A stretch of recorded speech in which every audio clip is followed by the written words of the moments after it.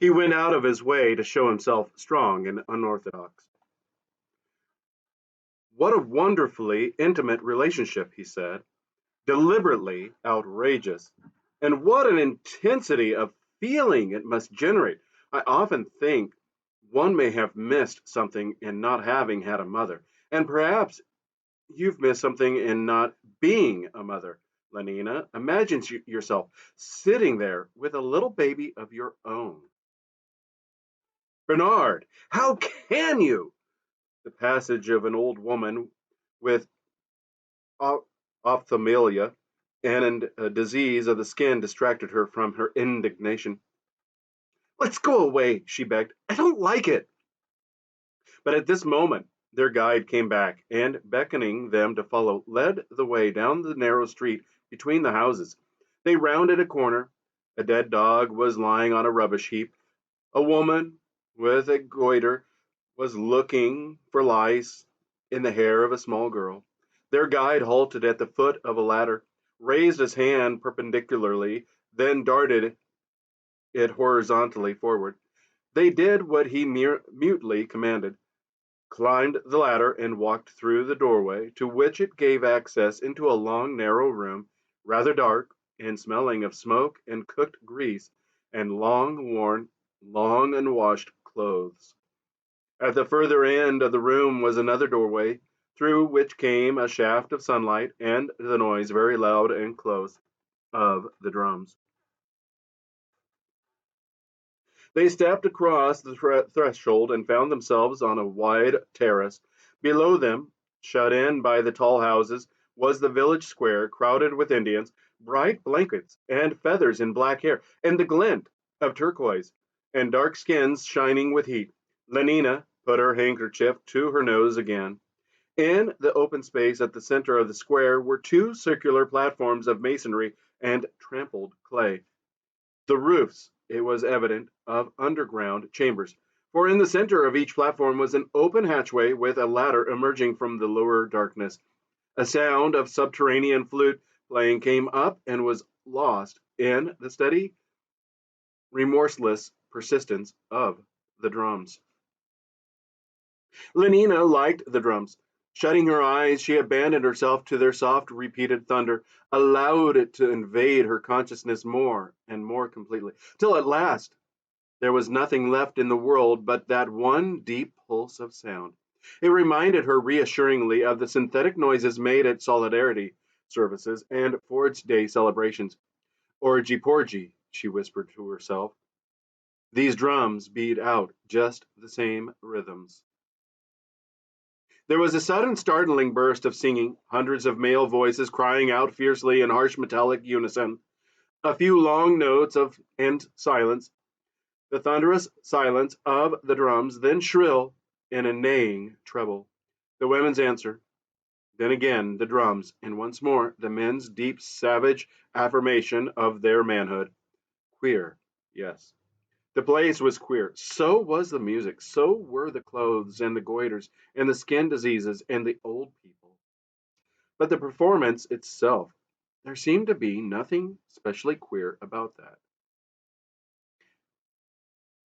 "It reminds me of a lower-caste community sing," she told Bernard.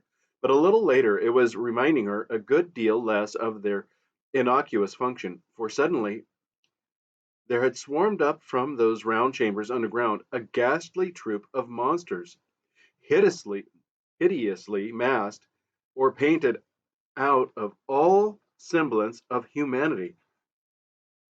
They had tramped out a strange, limping dance round the square, round and again round, singing as they went round and round, each time a little faster, and the drums had changed and quickened their rhythm, so that it became like the pulsing of fever in the ears, and the crowd had begun to sing with the dancers, louder and louder, and first one woman had shrieked, and then another, and another, as though they were being killed.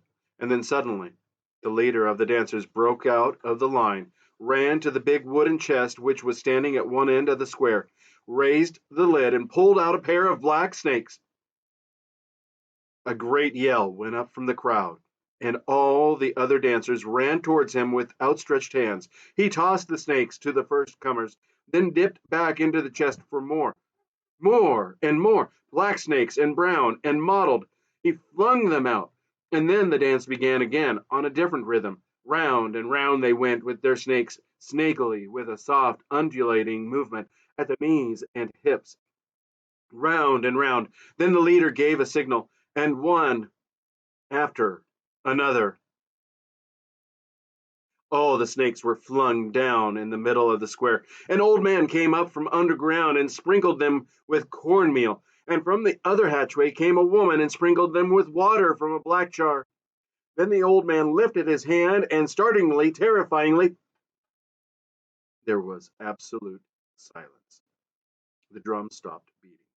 Life seemed to have come to an end. The old man pointed towards the two hatchways that gave entrance to the lower world, and slowly, raised by invisible hands from below, there emerged from the one a painted image of an eagle, from the other that of a man, naked and nailed to a cross. They hung there, seemingly self-sustained, as though watching.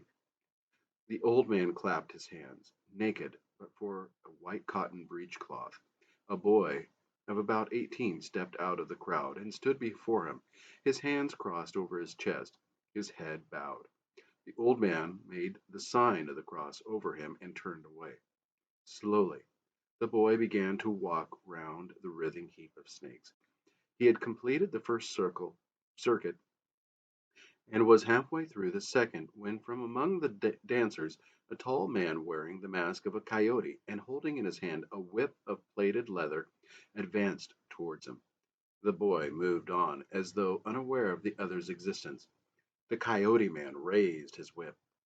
There was a long moment of expectancy, then a swift movement. The whistle of the lash and its loud, flat sounding impact on the flesh. The boy's body quivered, but he made no sound. He walked on at the same slow, steady pace. The coyote struck again, and every blow, at first a gasp, and then a deep groan, went up from the crowd. The boy walked twice, thrice, 4 times round he went. The blood was streaming. 5 times round, 6 times round.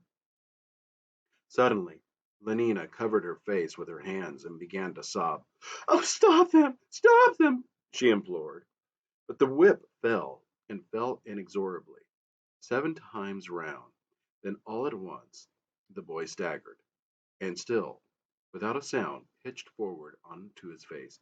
Bending over him, the old man touched his back with a long white feather, held it up for a moment, crimson, for the people to see, then shook it thrice over the snakes. A few drops fell, and suddenly the drums broke out again into a panic of hurrying notes. There was a great shout. The dancers rushed forward, picked up the snakes, and ran out of the square. Men, women, children, all the crowd ran after them. A moment, a minute later, the square was empty. Only the boy remained, prone where he had fallen, quite still. 3 old women came out of one of the houses, and with some difficulty lifted him and carried him in. The eagle and the man on the cross kept guard for a little while over the empty pueblo, then, as though they had seen enough, sank slowly down through their hatchways out of sight into the nether world. Lenina was still sobbing. "Too awful!" she kept repeating, and all Bernard's consolation were in vain. "Too awful! That blood!" she shuddered. "Oh, I wish I had my soma!" There was the sound of feet in the inner room. Lenina did not move, but sat with her face in her hands, unseeing, apart. Only Bernard turned round. The dress of the young man who now stepped out onto the terrace was Indian, but his plaited hair was straw-colored, his eyes a pale blue, and his skin, a white skin, bronzed